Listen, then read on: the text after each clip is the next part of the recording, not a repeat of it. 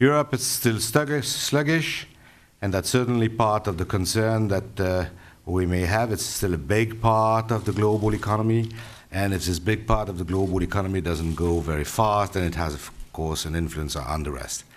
And the United States, where the situation is uncertain. We probably need more information on third quarter and fourth quarter of this year to know where it goes really. As you know, our baseline is not the one of a double dip. Their individual quotas, because they are still small, even for China.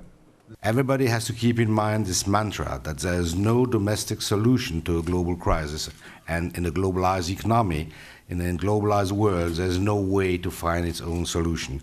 So what has been a success at the climax of the crisis, coordination, consensus, willingness to work together, is a bit at threat. Many are talking about currency war. Myself, I think I use this vocabulary, which may be a bit too military. But it's true to say that many do consider their currency as a weapon, and that's certainly not for the good of the global economy. Of course, business-like. The official part will now only be about 2.5 hours long compared to... As far as the crisis is concerned, the world economy is recovering. That's the good news. But it's recovering at too slow a pace to bring down employment significantly, particularly in a number of the developed countries. And whenever you have high unemployment, you have risks of other tensions. We see this now in debates on currencies. Developed countries are easing monetary policies. Some developing countries are tightening in response to growth.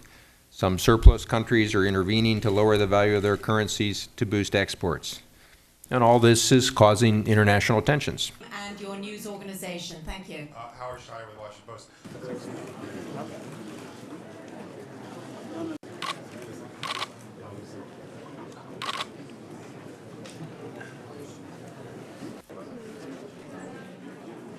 Hi, Bob.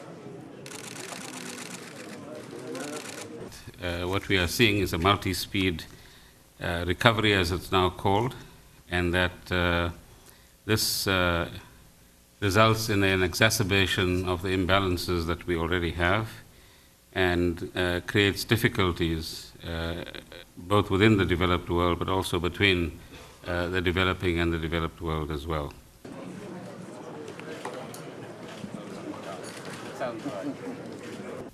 We are also concerned about the simultaneous and broad-based fiscal consolidation or austerity that we see in certain parts of the developed world. We believe, as the G20 has pointed out repeatedly, that uncoordinated and simultaneous fiscal consolidation poses a huge risk, both for the globe as a whole, and in particular for growth in the developing countries and demand creation in the developed world.